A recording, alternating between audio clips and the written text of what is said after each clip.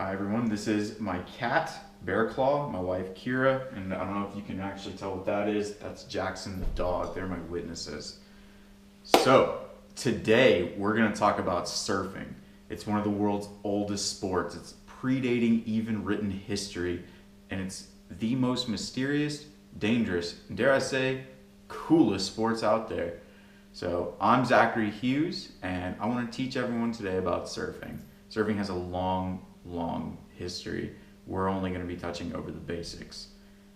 And then we're going to move right into surfing's present and where it's at today, where it might go in the future, but no one can really tell. Surfing's long past. It has predated even the Incan civilizations down in South America. They used to go out to sea fishing on straw or dugout canoes and then ride the waves back in to make their trip a little easier. Now, location is key. Some of the tribes in Chimaya and Chicama, Chile, that's where they had the longest rideable left-hand wave at just over or under, depending on the day, 2 kilometers long. Now, it didn't really count until the Europeans discovered it and started writing it down.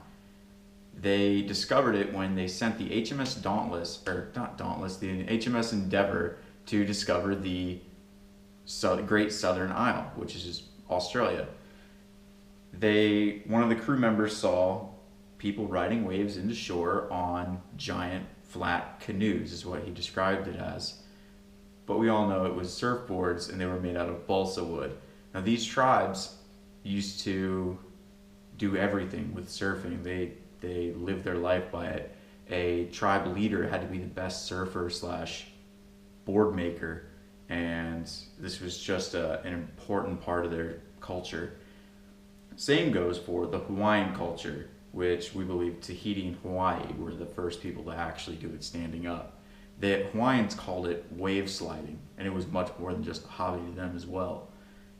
Everybody was surfing in America at one point, but really it didn't come to the continental United States until 1880 when 3 Hawaiian princes were came here as part of a railroad celebration. They were opening one of the big railroads in California, and that's when it kind of stuck to the United States. It was a very niche sport though. Nobody was really doing it until the 60s, 1960s. That's when the Beach Boys kind of made it famous. So it stuck around until then, and then we started doing competitions with it, and we kind of moved into what present day surfing is.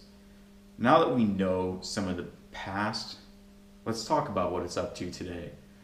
The different kind of boards is a huge difference in how the sport has changed. There's long boards, which are 9 foot, 8 foot, 12 foot long, and they're used for big wave riding or mainly just slower kind of gliding of the wave. You don't really make any fast turns or catch any air with those long boards.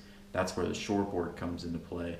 Shortboards usually have 2 to 5 fins on the bottom, and they're meant for quick, fast turns and catching big air off of waves.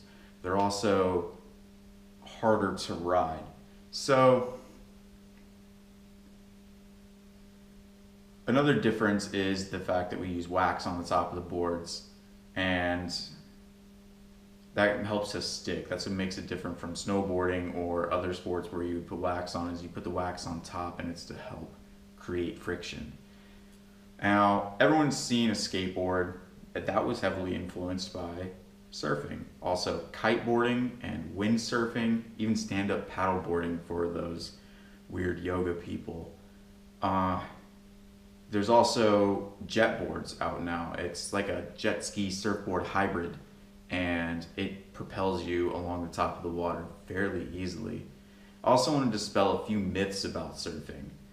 Sharks have only killed, on average, one person in the United States a year.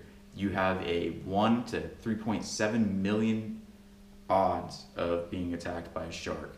More people get attacked by lightning, which is 1 to 79,000. That was a study done by the Florida Museum of Natural Science. Surfers are often stereotyped as bums, but that couldn't be any further from the truth. Nicholas Woodman is the inventor of the GoPro. He's surfing's first billionaire. Also, Kelly Slater has won more American Surf League championships that can even be counted. Also, surfing isn't just riding a wave, it's 99% paddling and sitting. So that was a few myths that we've dispelled. And surfing has a long history. I couldn't hit it all in this short video, but it's long and colorful, and it's just a beautiful past. It's predated written history from Tahiti to Hawaii to the Golden Coast to California, and surfing today has been completely modernized. And I don't know what the future holds for the sport, but it'll probably be more of exactly the same. Thank you.